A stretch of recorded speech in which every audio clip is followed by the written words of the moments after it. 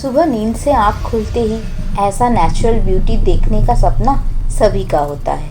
But imagine, इस beautiful nature अगर आपको दर्दनाक और हैवानियत भरी कुछ एक्सपीरियंस करवाए तो, या फिर प्रकृति के इस खूबसूरती आपको रूबरू करवाए एक ऐसे बुरे सपने से जिसे आप जिंदगी भर उभर नहीं पाओगे।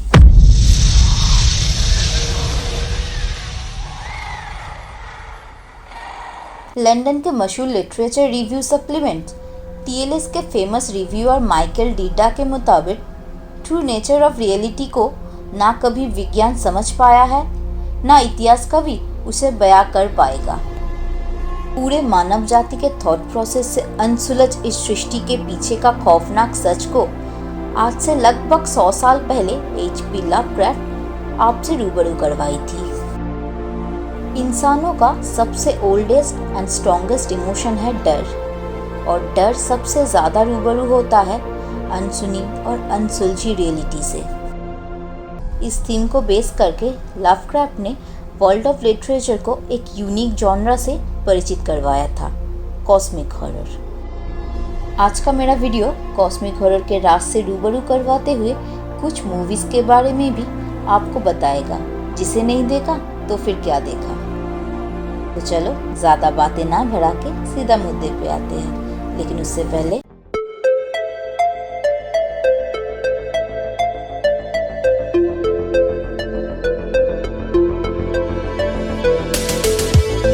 मूवी में जाने से पहले आसानी से समझने के लिए स्टार्टिंग में कॉस्मिक हॉरर के बारे में कुछ सुनी अनसुनी बातें मैं आपसे शेयर करना चाहूँगी।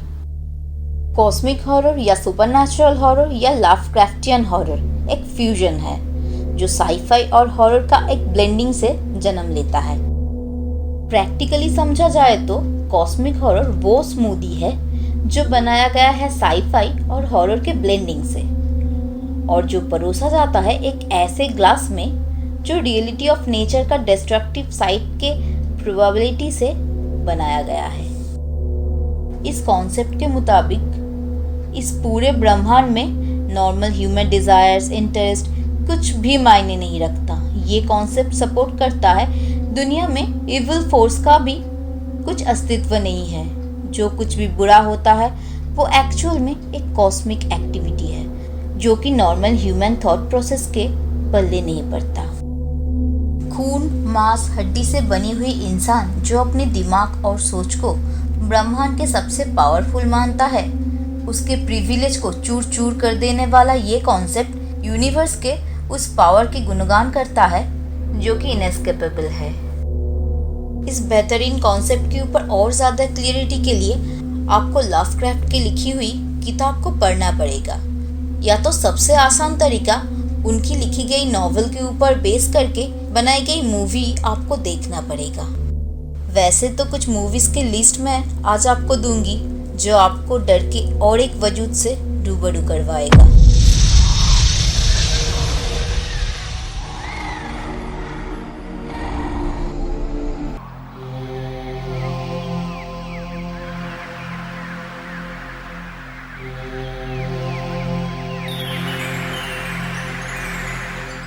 मेरे इस लिस्ट के शुरुआत में जो मूवी के बारे में मैं बताऊंगी वो है डेगॉन, जो कि 2001 में रिलीज़ हुआ था।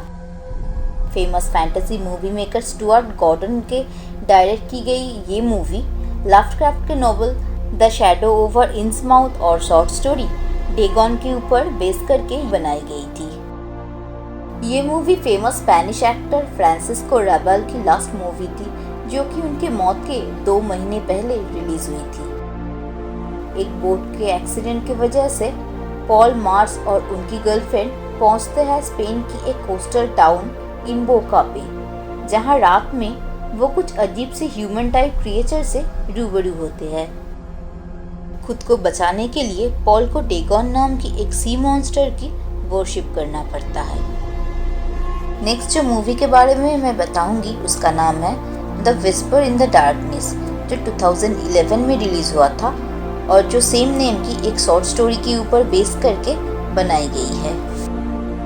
इस मूवी का खासियत है इस मूवी में माइथोस्कोपिक टेक्निक यूज़ किया गया है जो कि बेसिकली विंटेज और मॉडर्न फिल्मिंग टेक्निक का एक ब्लेंडिंग है, ताकि मूवी में अर्ली 20th सेंचुरी का फील आए।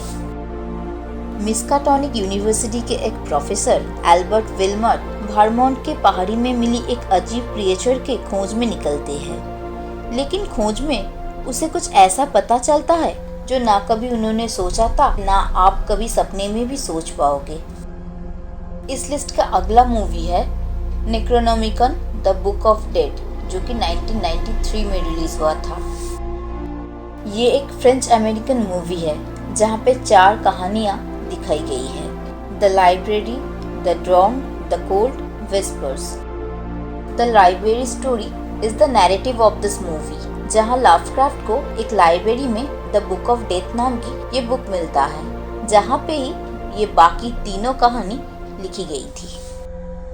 मैं जो नेक्स्ट मूवी के बारे में बोलूँगी वो एक साइलेंट मूवी है, और वो भी सेम टेक्निक मतलब माइक्रोस्कोपिक टेक्निक से बनाई गई थी। मूवी का नाम है the call of Cthulhu, but most of the time maximum लोग इसे कॉल ऑफ कथोलू ही बोलते हैं।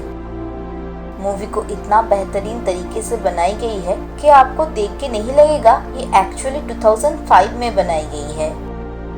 लवक्राफ्ट के सेम नेम की इस फेमस नॉवेल को बेस करके बनाई गई इस मूवी का टाइमलाइन है 1870 टू 1920। एक प्रोफेसर मरने के समय अपने नेफ्यू को कुछ डॉक्यूमेंट्स दे जाते हैं जो कलोलू कल्ट से जुड़ा हुआ था।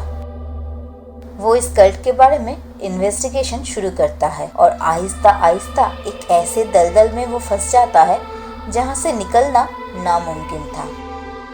नेक्स्ट जो मूवी के लेके मैं बताऊंगी वो है कलर आउट ऑफ स्पेस, जो लवक्राफ्ट की सेम नेम की नॉवेल को बेस करके बनाई गई है, जो 2019 में रिलीज हुआ था। निकोलस केज स्टारर ये मूवी नाथन गार्डनर नाम की एक शख्स और उनकी फैमिली के ऊपर बेस करके बनाई गई है। एक कॉस्मिक ऑर्गेनिज्म से उनका पाला पड़ता है जो उनके नाइटमेयर का कारण बन जाता है।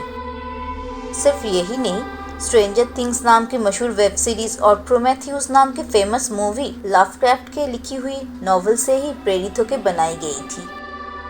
लवक्राफ्ट की यूनिक क्रिएशन सदियों से इंसानों को बार बार एक ही चीज से सावधान करवाती है कि they are not the only in this universe who think they are the best. ये तो था मेरा लवक्राफ्ट सीरीज का पहला पार्ट। अगर आपको अच्छा लगे तो मैं बहुत ही जल्द इसका सेकंड पार्ट भी लाऊंगी। तो ये पार्ट आपको कैसा लगा कमेंट करके बताना ना भूलिए। और हाँ, फिर मिलते हैं बहुत ही जल्द कुछ यूनिक से वीडियो को लेकर।